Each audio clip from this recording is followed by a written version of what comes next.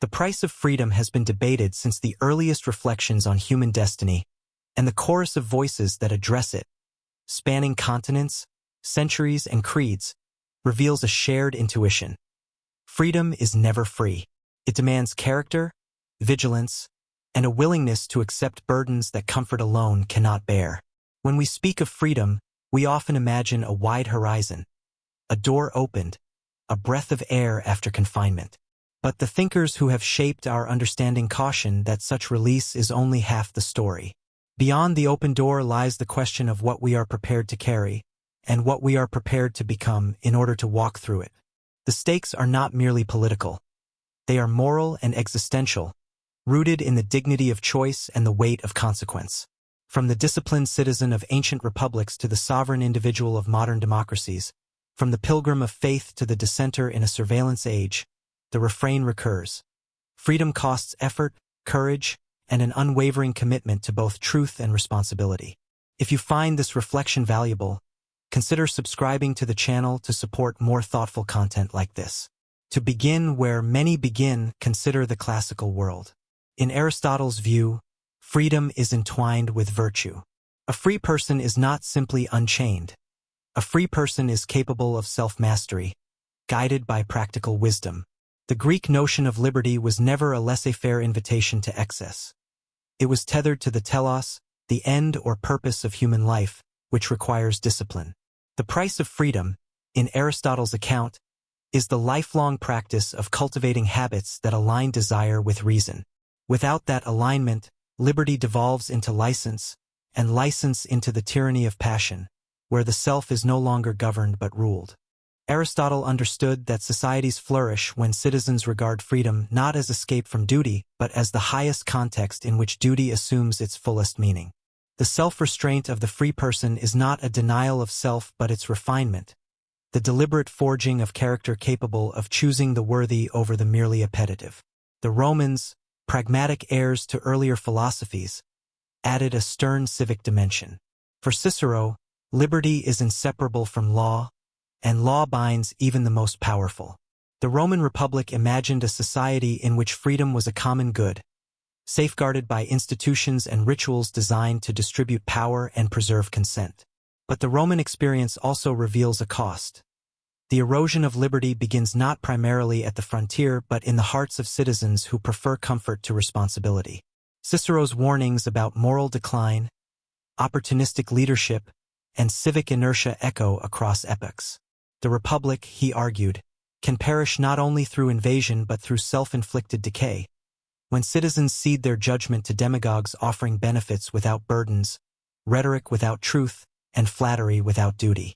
Roman history reminds us that liberty is a living inheritance that must be renewed by each generation, paid for in attention, courage, and unwavering commitment to the rule of law. No survey of freedom's price could omit Augustine, who shifted the discussion inward. He saw freedom distorted by disordered loves. We are not merely autonomous wills but desire-driven beings who must learn to love rightly. To be free, in Augustine's sense, is to be free for the good, not merely from constraint. The cost here is penitential and spiritual. The hard work of reordering priorities, confessing error, and choosing truth over self-justification. The consequence of neglecting this work is a counterfeit liberty that celebrates the will's intensity while ignoring its direction. Augustine's night of restlessness culminates in a paradox. True freedom may require surrender, not to another human master, but to a moral reality that transcends us. This surrender is not humiliation but healing, a way of enlisting freedom in the service of love, rather than allowing it to become an idol. The Augustinian insight remains urgent today. Without a compass, the very power to choose becomes a corridor to confusion, and the remedy is not less freedom but deeper formation. With the moderns, the center shifts again. Consider John Milton, who saw freedom of conscience and speech as both fragile and indispensable. In his defense of unlicensed printing, he argued that truth does not fear open contest. It fears suppression masquerading as protection. But Milton does not romanticize the marketplace of ideas. Liberty, he insists, presupposes citizens willing to encounter error and resist it with reasoned argument. The price of freedom of speech is the discipline of hearing what we despise, testing it, and refusing to answer slander with silence or violence. True openness is arduous, because the human inclination is to armor ourselves in comfortable narratives. Milton's confidence in truth carries with it a duty. A culture must prepare its members to judge well, or else freedom of expression becomes a cacophony that stuns rather than enlightens. The modern lesson is clear. If we desire free discourse, we must invest in education that cultivates discernment, places intellectual humility above partisan triumph, and prizes good faith disagreement as a path to clarity rather than an obstacle to loyalty. John Locke added a political structure to this moral aspiration. For Locke, freedom is secured by rights, and rights are guarded by consent and limited government. The legitimacy of power depends on its protection of life, liberty, and property, and citizens retain the right to resist when power becomes predatory. Yet Locke also acknowledged a cost. Citizens must be vigilant and informed. They must distinguish between legitimate authority and mere force. Consent, in the Lockean vision, is not a ritual affirmation but a continuous expectation that rulers remain accountable. This accountability requires institutions robust enough to restrain ambition and transparent enough to invite scrutiny. The price of such a society is an engaged citizenry willing to invest time in the maintenance of the Commonwealth. Jury duty rather than spectatorship, civic literacy rather than apathy, principled dissent rather than cynical withdrawal. Locke's hope, like Milton's, was that free people could, through covenant and constitution, harness power for the common good without surrendering their dignity as moral agents. The Enlightenment gave voice to another demanding thesis through Immanuel Kant. The mature individual dares to think for himself. Sapir-Ode, Dare to Know, captures the audacity and the cost. For Kant, freedom is autonomy under self-given moral law, not the caprice of whim. To be free is to bind oneself to duties one recognizes as universal and necessary, even when they conflict with personal advantage. Kant's duty-based ethics sets an exacting standard. Do what is right because it is right, and let the consequences follow. The price of such integrity is often immediate discomfort, a refusal to lie even when lying would be expedient, a commitment to treat every person as an end and never merely as a means. The payoff is a community of respect in which trust can exist, and in which the state can be limited because the citizens are morally substantial. Kant's freedom is not a low bar. It is a high calling that expects courage in the face of conformity and steadiness in the presence of allure. He reminds us that the architecture of a free society stands upon millions of quiet, principled choices made beyond the reach of surveillance or applause. Freedom's cost becomes sharper under the shadow of oppression. Frederick Douglass, forged in the furnace of slavery, taught that power concedes nothing without demand. Douglass embodied the courage to speak truth to entrenched injustice and the perseverance to organize coalitions, educate minds, and compel institutions to honor their professed ideals. He insisted that the American experiment was a promissory note that could only be redeemed by the activism of the oppressed and the conscience of the free. The price he paid was not abstract. It took the form of danger, vilification, and exile. Douglass understood the paradox of freedom in a democracy. The law can codify equality, but culture must consent to its practice. That consent rarely arrives without struggle. His legacy underscores that inspiration without organization is sentiment, and organization without moral clarity is tactics without soul. The lesson endures. Freedom requires allies who prefer justice to comfort, and who accept that the arc of change bends only when hands, minds, and voices pull together. In the 20th century, Isaiah Berlin refined our language for freedom's tensions. He distinguished negative liberty, freedom from interference, from positive liberty, freedom to pursue the good life, warning that positive liberty, if untethered from pluralism, can justify paternalism or worse. The price of protecting negative liberty, however, is tolerating a diversity of choices and ways of life we may find unwise or alien. Berlin's plea for humility in politics is a plea to accept the permanent condition of moral plurality. No single blueprint captures all human goods, and the attempt to enforce one risks sacrificing individuals on the altar of an ideal. The practical wisdom here is sobering. A free society is noisy, sometimes messy, and perpetually incomplete.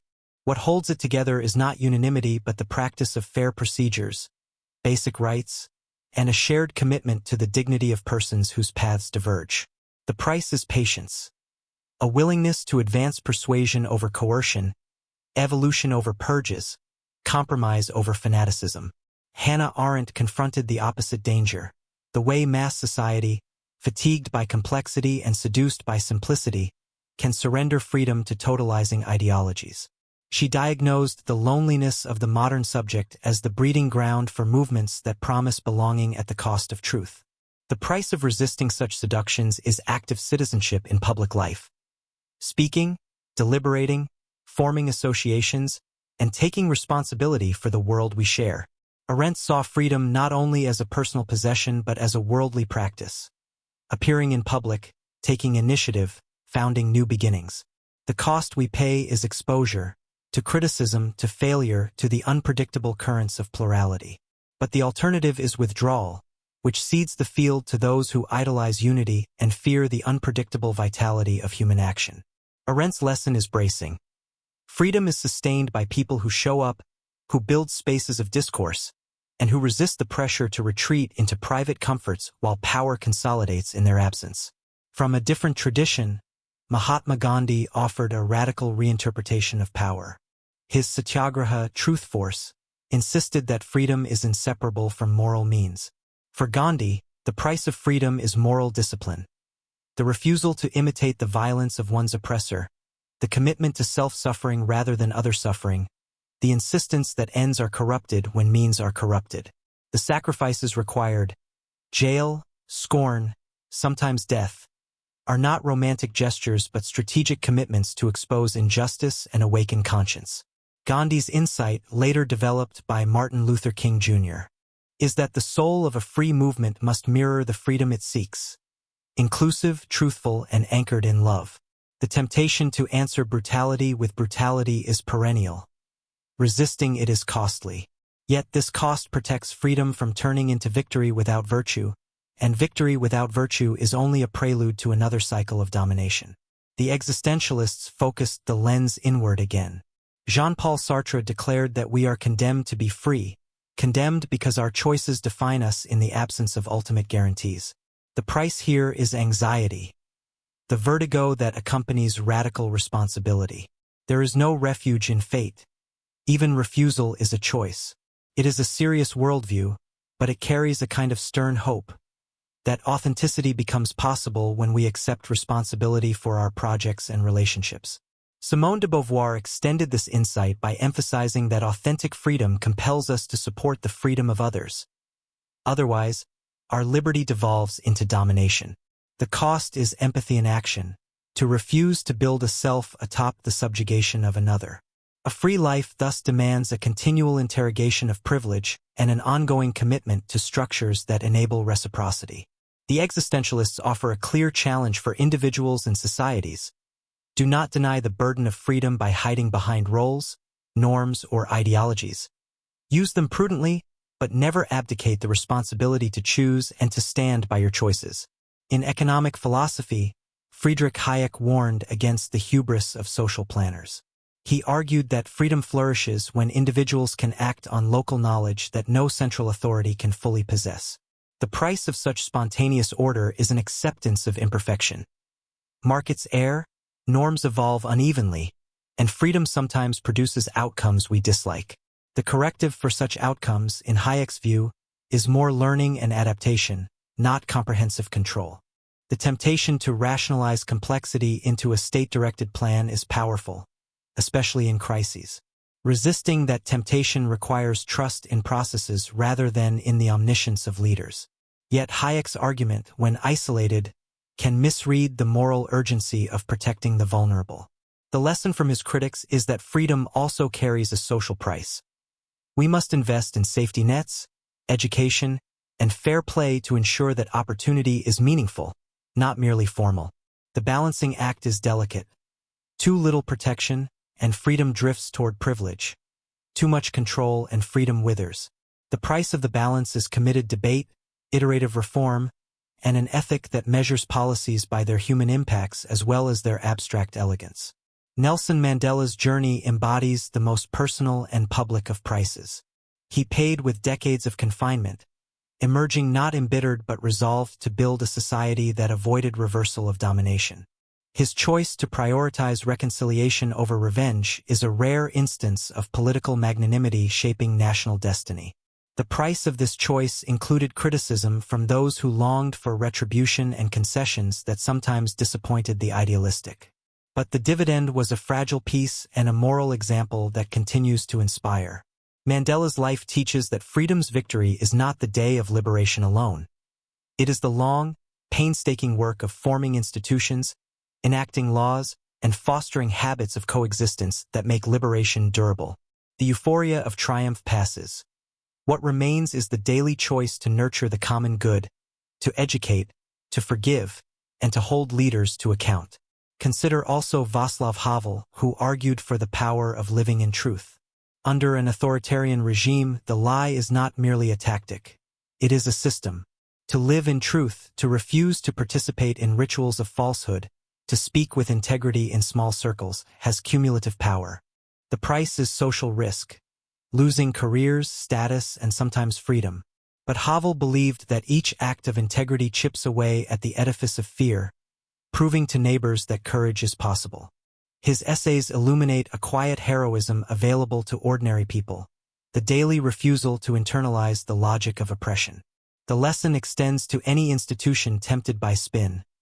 Even in free societies, the subtle exchange of truth for expedience corrupts culture. The price of resisting is the willingness to be the first to say what others only whisper, and to do so responsibly, without gratuitous provocation or contempt. The price of freedom, then, is paid across multiple dimensions. It is paid personally in self-mastery and integrity, politically in vigilance and participation, socially in empathy and reciprocity, economically in tolerance for imperfection coupled with care for the vulnerable, and spiritually in the reordering of loves. It is paid not once, but repeatedly, whenever the comforts of surrender beckon. The currency of freedom is not merely bravery in moments of drama. It is also patience in the slow work of reform, discipline in the face of temptation, and hope in the presence of uncertainty. Many have discovered this only in the aftermath of collapse. They treasured ease more than responsibility, and in that miscalculation invited guardians who promised to remove the burden of choice.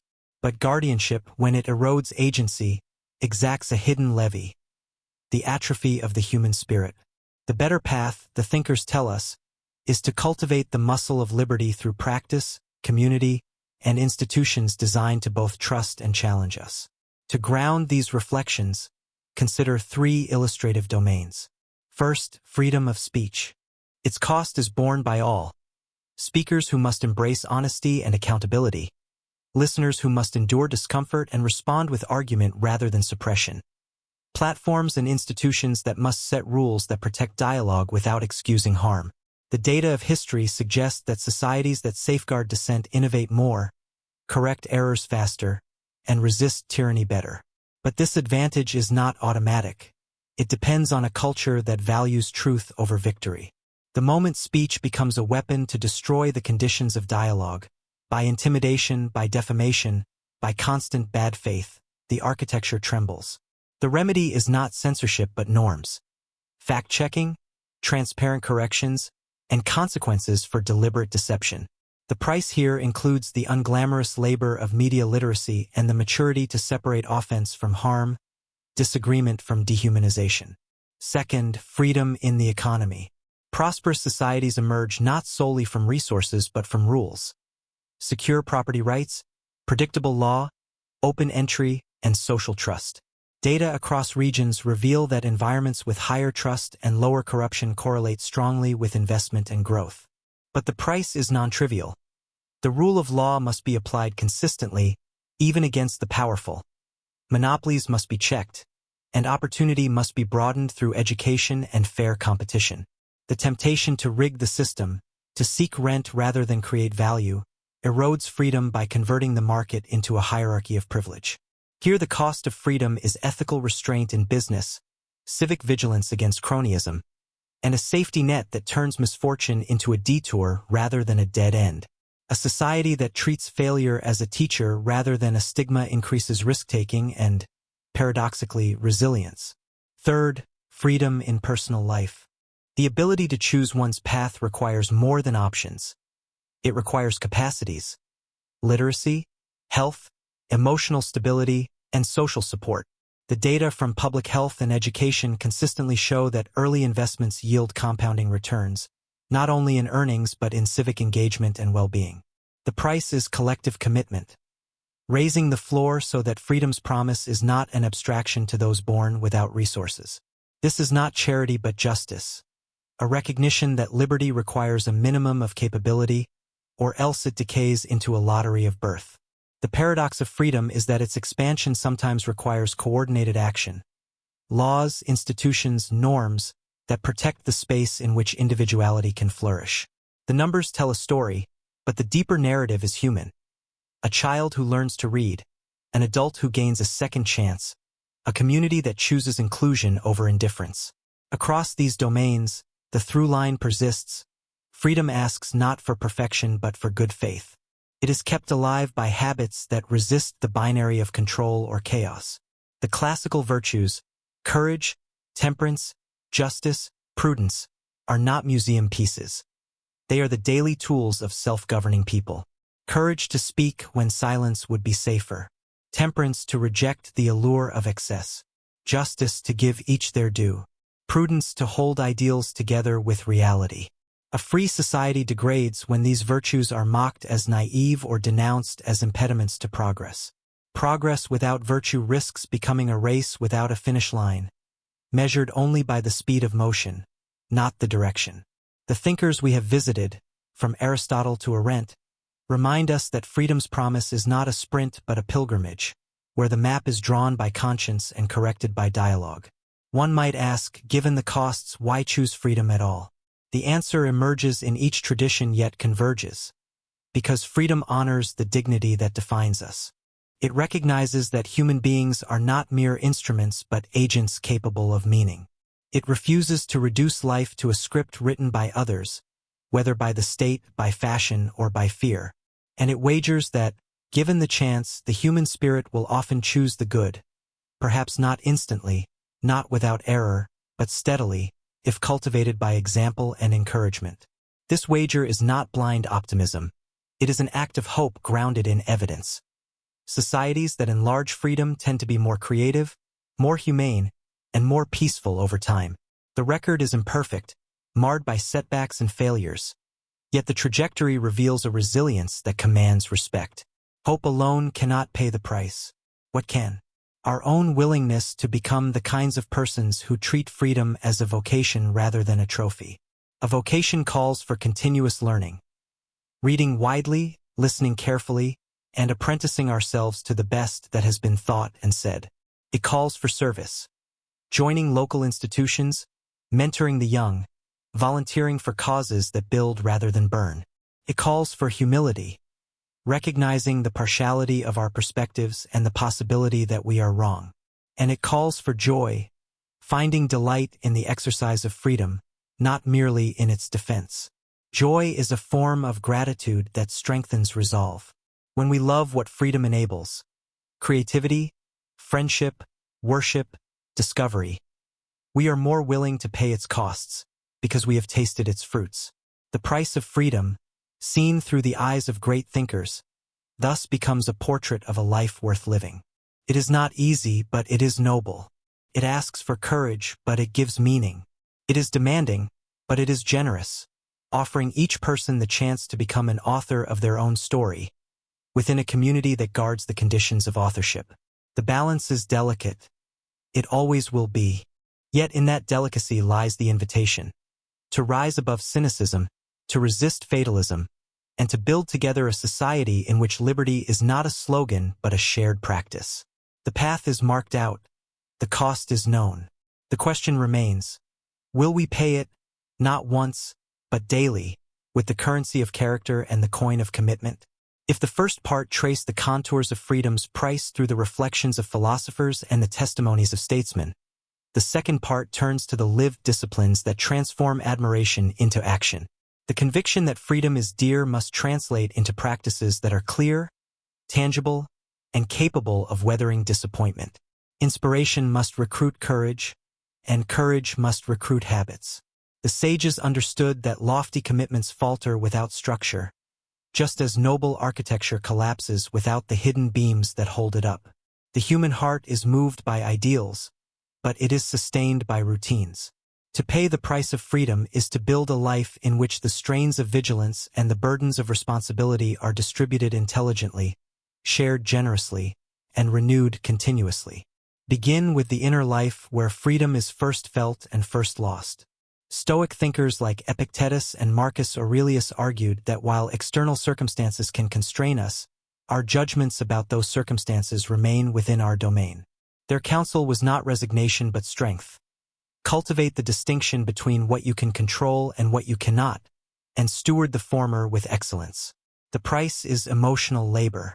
It requires training attention, redirecting anger into action, and transmuting fear into preparation. This inner economy of freedom pays large dividends. Persons who refuse to be ruled by resentment are harder to manipulate. Those who practice gratitude resist the despair that makes citizens easy prey for demagogues. The disciplines are modest in appearance. Morning reflections, journaling, setting intentions, practicing silence, but they accumulate power. They form a citizenry less given to panic, more capable of deliberation, and more resistant to the kind of outrage that clouds judgment. This interior steadiness enables external courage, which must be focused. Civic courage is not a perpetual state of defiance. It is the willingness to take principled stands when they matter. It flourishes in networks, families, associations, faith communities, unions, clubs, and schools that reinforce virtues and teach skills. Tocqueville saw this clearly. The mediating institutions of a free society are its lungs, drawing in the oxygen of trust and exhaling the energy of cooperation. The price of preserving these institutions is participation. To join is to commit time. To serve is to accept constraints. To lead is to invite scrutiny. Yet the alternative, drifting alone in a marketplace of attention, leaves individuals vulnerable to manipulation by centralized powers, whether governmental or corporate. The simple act of showing up, of sustained presence, inoculates communities against the decay of civic friendship. When neighbors meet, stereotypes fade. When problems are shared, solutions emerge. The price of freedom is paid in meetings and meals, in mentorship and mediation, in the ordinary heroism of people who make time. A special form of courage is intellectual integrity. In an age of information abundance and algorithmic curation, the price of freedom includes learning how to learn. This entails triangulating sources, reading beyond headlines, distinguishing data from narrative, and resisting the exhilaration of instant certainty. It means following a story across ideologically diverse outlets, checking primary documents, and cultivating a roster of trusted experts who demonstrate transparency and humility. The cost is time and the discomfort of cognitive dissonance. Yet the return is freedom from manipulation. A person who can say, "I do not know yet, I am still gathering facts," is a person who refuses to rent their judgment to the loudest bidder. Communities can institutionalize this freedom by teaching media literacy early, rewarding curiosity, and modeling respectful argument. Universities, when faithful to their mission, serve as guardians of this form of liberty, protecting inquiry from intimidation and funding from undue influence. The price is continual defense of academic freedom and a willingness to welcome ideas that challenge prevailing orthodoxies. The economic dimension of freedom invites us to cultivate independence without isolation. A free person needs not only rights but also resilience. This includes financial literacy, diversified skills, and the capacity to adapt to technological change. Societies can amplify individual resilience through apprenticeships, portable benefits, microcredit, and policies that fertilize entrepreneurship. The price is the rejection of short-termism. Leaders must invest in infrastructure and education that yield returns beyond election cycles, and citizens must accept that some reforms mature slowly. When Joseph Schumpeter wrote of creative destruction, he described a process that generates wealth by displacing old structures with new. The human cost can be real, and the humane response is to smooth transitions without blocking innovation. Freedom withstands shocks when safety nets are springboards rather than hammocks, when failure is survivable and learning is lifelong. The inspiring truth is that societies that blend dynamism with compassion produce not only higher growth but broader dignity. The legal architecture of freedom is often invisible until it cracks. Rule of law, due process, independent courts, free press, and predictable procedures are the scaffolding of liberty. The price of maintaining them is relentlessness against corruption and favoritism. Transparency is the disinfectant, but it requires systems. Open records, accessible data, whistleblower protections, conflict of interest rules, and audits that are not symbolic.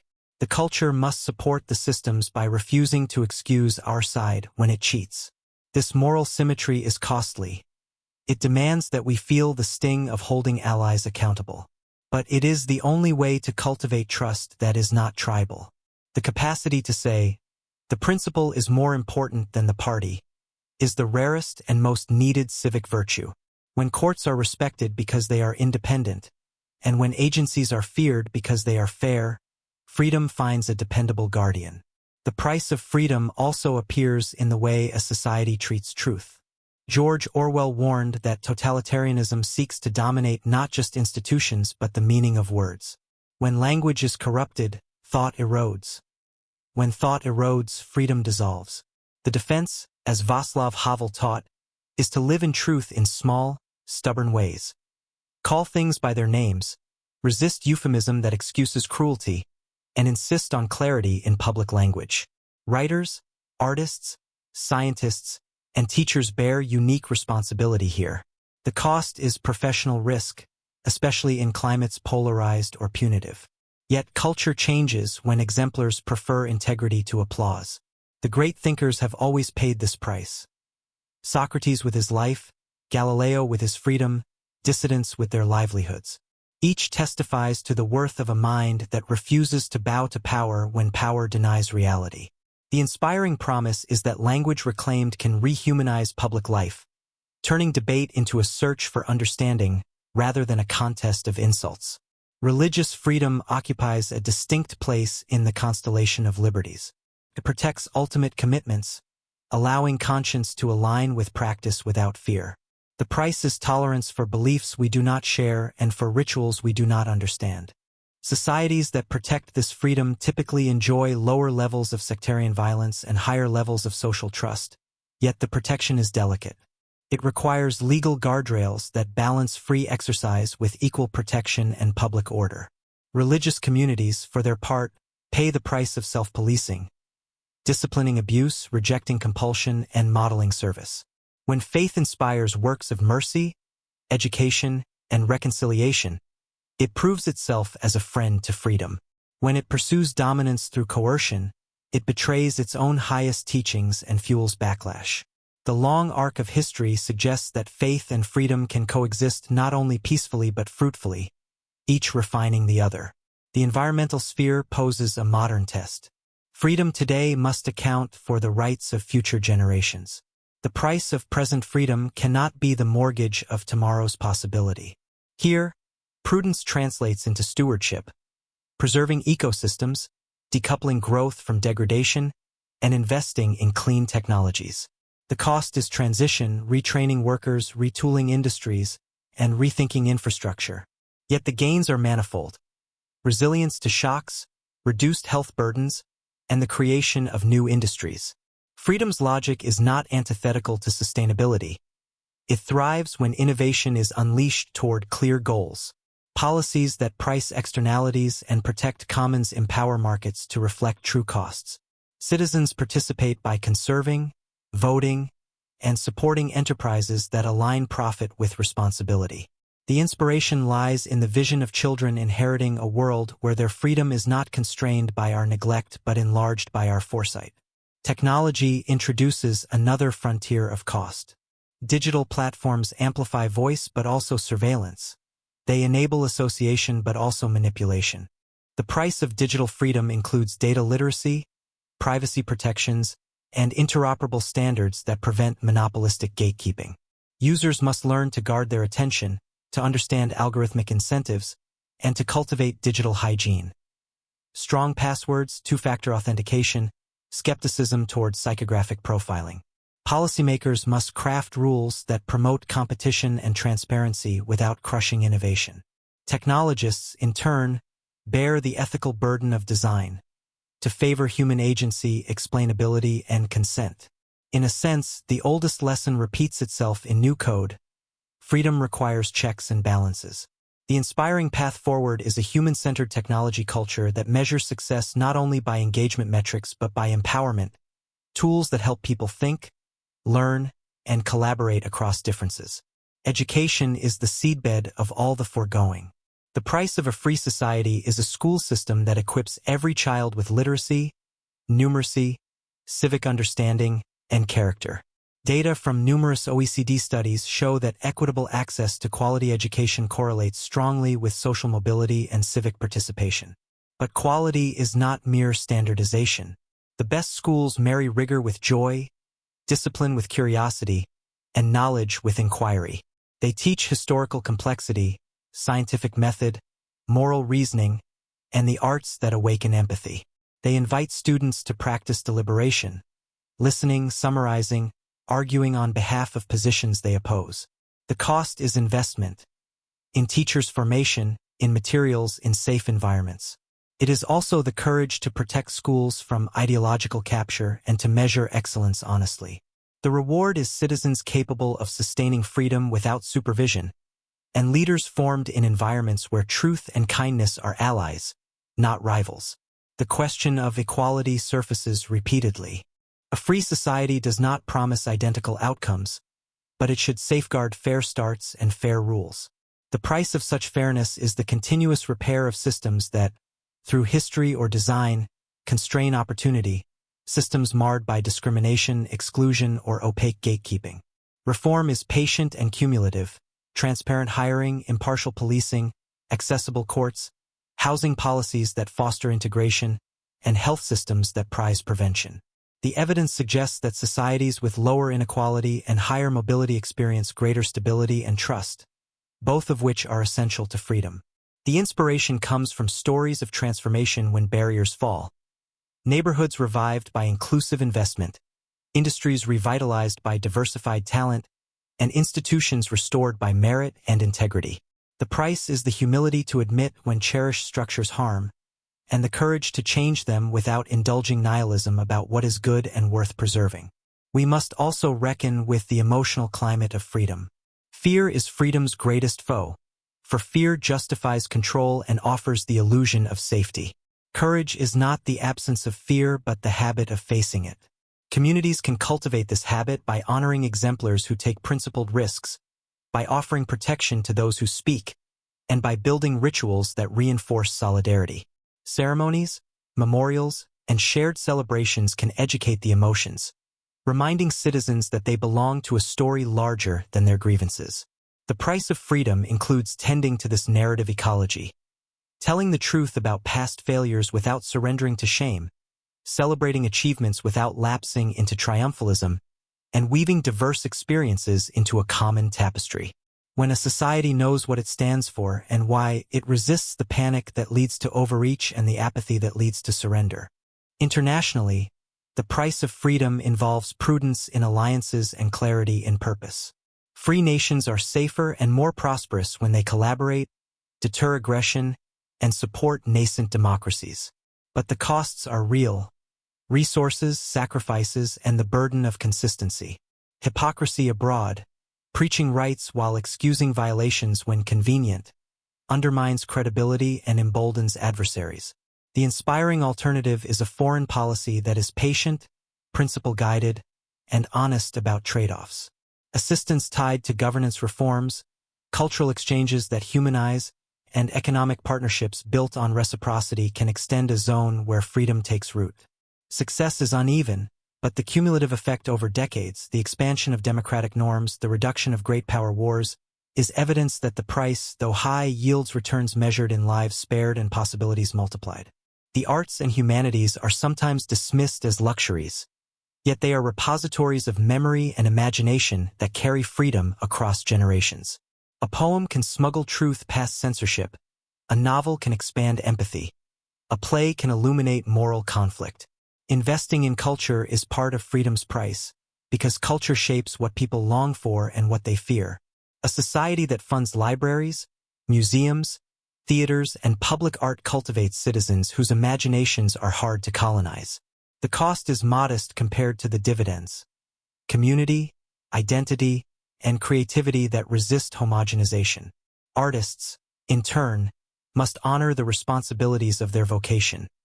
To tell the truth without cruelty, to dissent without contempt, to invite rather than to alienate. When art aspires to the common good, it becomes a lighthouse that helps steer public emotion away from the rocks of fanaticism. There remains the personal test of forgiveness and reconciliation. After conflict, political, social, or intimate, the easiest path is to harden identities and nurse grievances. Freedom, however, asks for something more demanding: justice that seeks repair. Truth commissions, restorative practices, and community dialogues are instruments of this work. The price is vulnerability, admitting harm, bearing witness, and accepting restitution. Yet societies that pay this price heal faster and come back stronger. They convert pain into wisdom and bitterness into resolve. The inspiring lesson, documented in post-conflict settings around the world, is that forgiveness is not amnesia. It is the decision to prefer the future to the past, to stake our freedom not on the perpetuation of injury, but on the creation of a new normal that honors the dignity of all. Youth are central to this endeavor. Each generation inherits both freedoms and debts. If we would not burden them with unpayable dues, we must include them now, teaching, mentoring, and inviting them into decisions. Youth councils, student representation, and service learning transform education into apprenticeship for citizenship. The price is the humility of older generations to share authority and the courage of younger generations to assume responsibility. When the baton is passed with respect, the race continues with speed and grace. Intergenerational collaboration multiplies wisdom. It also inoculates against the cynicism that says, nothing changes. The very act of entrusting young people with real tasks is an inspiring vote of confidence that often becomes self-fulfilling. Consider practical commitments that individuals can make. Practice weekly acts of civic presence. Attend a meeting, write a thoughtful letter, volunteer for a local cause. Curate an information diet. Choose diverse sources, schedule deep reading, and adopt a rule against sharing unverified content. Build micro-communities. Host gatherings that foster dialogue across differences. Cultivate friendships that outlast election cycles. Strengthen resilience. Set aside emergency savings, pursue ongoing learning, and teach practical skills to others. Support institutions that defend freedom. Legal aid organizations, investigative journalism, libraries, and educational programs. Mentor someone. Transfer knowledge, provide opportunities, and model integrity. Rehearse courage. Start small. Speak up in a meeting, defend someone maligned, sign your name to a principled position. Each act is modest, but together they form a fabric strong enough to resist tearing. The inspiration lies in the realization that freedom's maintenance is distributed. It is not the job of a few heroes, but the calling of many citizens. The myth of the solitary savior distracts from the truth that republics endure when ordinary people habitually do the right thing. At times, the price seems too high, especially when efforts appear futile, or when principled stands cost friendships or opportunities. Hear the wisdom of the long view consoles. History's most luminous chapters were written by people who planted trees under whose shade they knew they might never sit. The abolition of slavery, the achievement of universal suffrage, the consolidation of civil rights, the peaceful transitions from dictatorship to democracy. All were the fruit of long, patient labor. Data on social movements indicate that sustained, nonviolent campaigns involving a small but committed percentage of the population often succeed. This should temper despair and inspire consistency. Small numbers, organized and persistent, can tip the scales of history. Yet we must not romanticize struggle. The price can be tragic. Some pay with their lives. Acknowledging this does not glamorize sacrifice. It honors those whose courage enlarges our inheritance. We also honor them by preventing avoidable suffering through wisdom, by resolving conflicts before they ignite, and by designing systems that reduce the need for heroism. The ultimate tribute to martyrs for freedom is a world where fewer martyrs are needed. As we draw this reflection to a close, the core insight stands undiminished. Freedom will always ask more of us than comfort does, but it will always give more than comfort can. It summons the best within us and builds the best among us.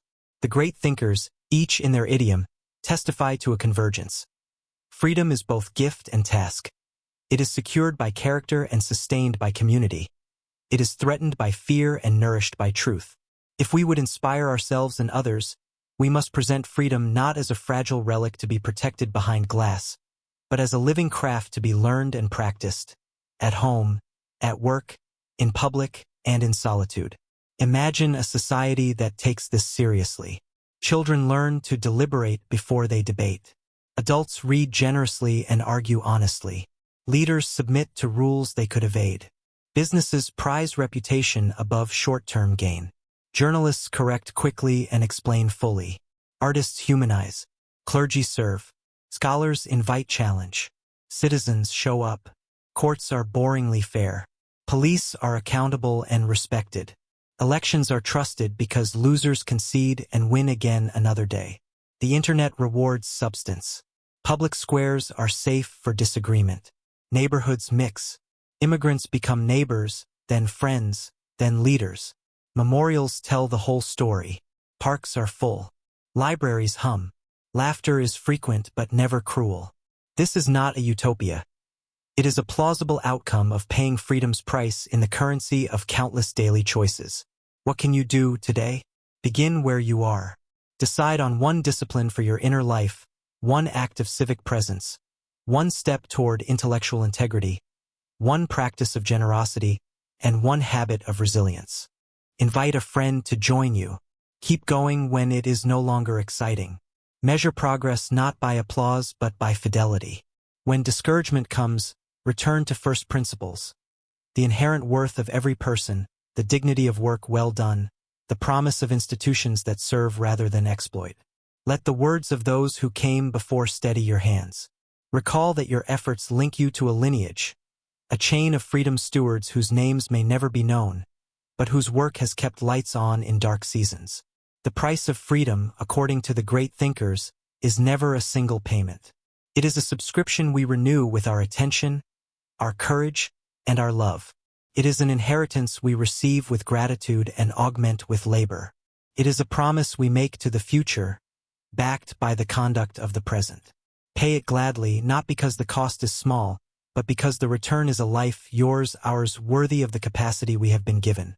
To know, to choose, to create, to care. And when the day ends and you tally what you spent and what you gained, may you find that freedom has made you not only more autonomous, but more human. Not only more independent, but more connected. Not only more powerful, but also more gentle. Then you will know that the price, however high, was precisely the path to the life you hope to live.